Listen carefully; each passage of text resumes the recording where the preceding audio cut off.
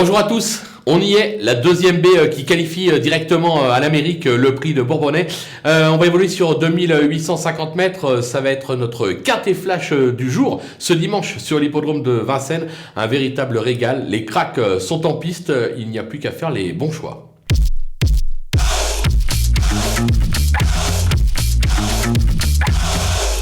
On va attaquer avec nos bases, ou plutôt avec la base de la course, le numéro 17, Fast Time Bourbon. Ce phénomène vient une nouvelle fois de faire une véritable démonstration dans le prix de Bretagne. C'est vraiment un extraterrestre, il est inapprochable. Une fois de plus, il devrait y avoir lui et les autres. Les opposants, bien évidemment, ils sont nombreux avec l'As Rebel Amateurs.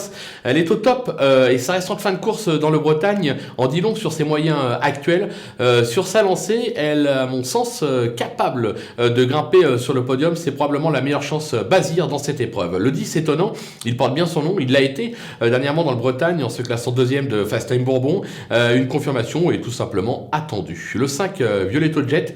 Quelle fin de course dernièrement dans le prix de Bretagne à la corde. On sait qu'il a la pointure.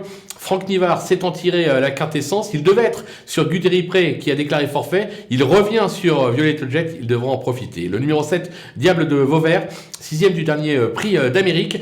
Il n'a pas bénéficié du meilleur des parcours le dernier coup et puis n'était pas véritablement affûté. Son entourage prévient, là le cheval est à 100%, il devrait pouvoir se qualifier pour l'Amérique. Le 14, Delia du Bombreux, elle a remporté cette épreuve en 2019, 4e en 2020. Elle n'a pas été revue depuis octobre dernier, mais sera à pieds nus d'entrée. Son entourage dit qu'elle est capable de conclure dans la bonne combinaison. On va leur faire confiance. Le coup de poker, ce sera le numéro 13, Zakon Gio, qui n'a rien montré pour ses premiers pas en France, mais JMB l'a travaillé en fonction et a dû le réveiller, comme on dit. Il a effectué quelques petits réglages. C'est une course test. Il va le déférer pour l'occasion, pour voir exactement ce qu'il vaut. On en saura plus après, mais comme c'est JMB qui l'entraîne, moi personnellement, je m'en méfie. Les outsiders, on reste avec JMB, avec le 15, Davidson Dupont, qui reste sur une deuxième place acquise derrière Klingen dans le prix d'été. C'était en septembre dernier. JMB annonce que le cheval n'est pas encore, bien évidemment, à 100%. Il sera plaqué. Voilà, bon, on sait qu'en valeur intrinsèque, il a tout à fait le droit de conclure sur le podium, mais JMB est plutôt... n'est pas véritablement optimiste. Une petite réserve, raison pour laquelle j'ai mis un petit peu plus bas. Le 4, Fakir du Loro, plaisant dans le prix des Cévennes, il nous a laissé sur notre fin dans le prix de Bretagne. Voilà, on connaît ce cheval, il lui faut la bonne course pour faire l'arrivée. Il a la pointure d'un tel lot, sans bien évidemment pouvoir battre Fast Time Bourbon, mais il a le droit de conclure deuxième ou troisième.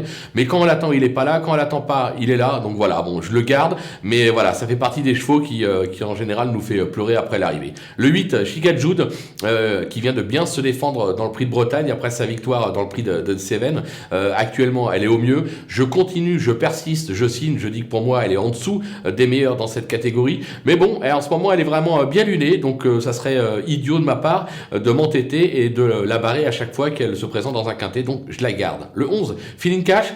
Cheval pluridisciplinaire qui reste toutefois meilleur sous la selle. On va se souvenir quand même qu'il s'est classé 3e du Cornulier en 2020. Bien luné, il est capable de belles choses à l'attelé. Alors son entourage le répète, on prépare le Cornulier. C'est vraiment son objectif. Mais là, à l'issue d'un parcours rapide, il a le droit de venir accrocher une 4-5e place. Et enfin le 2, Frisbee Dame.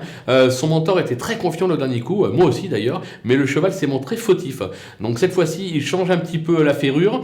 Voilà, il en attend une réhabilitation, il a été déçu, mais bon, on sait que le cheval est capable de surprendre à très belle corne dans cette épreuve. On a souvent eu des grosses cotes dans les 5 premiers de cette épreuve, donc on va s'en méfier, on va le garder. Les délaissés, là aussi il faut prendre des risques, hein. Le 3, Express Jet, alors la qualité est là, je crois que c'est même lui qui possède le meilleur chrono sur le parcours, mais je le trouve un petit peu moins tranchant que par le passé. Il y a pour moi meilleur au départ, raison pour laquelle je tente l'impasse. Le 6 des 3 Castelets, qui vient d'effectuer une timide entrée dans le prix de Bretagne, il risque encore d'être à court de compétition. On va attendre un petit peu avec lui. Le 9, Étoile de Bruyère, qui vient une nouvelle fois de prouver toute sa qualité sous la selle.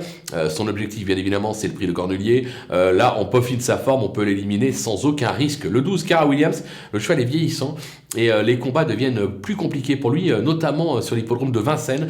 Moi, j'y crois pas plus que cela, même si c'est un cheval qui, en valeur intrinsèque, a tout à fait le droit de conclure à l'arrivée. Mais bon, je prends le risque, je l'élimine. Et enfin, le 16, Billy Billy. Bon, voilà, il suit son programme pour le Cornulier. On a vu que le cheval avait encore besoin de courir, il veut l'amener au top pour son objectif, donc là on le regarde courir sans vraiment trembler. Voilà, on a fait le tour de cette superbe épreuve où tout le monde va tenter d'accrocher Fast Time Bourbon. On va se quitter avec ma sélection et mes conseils de jeu. À vous de jouer.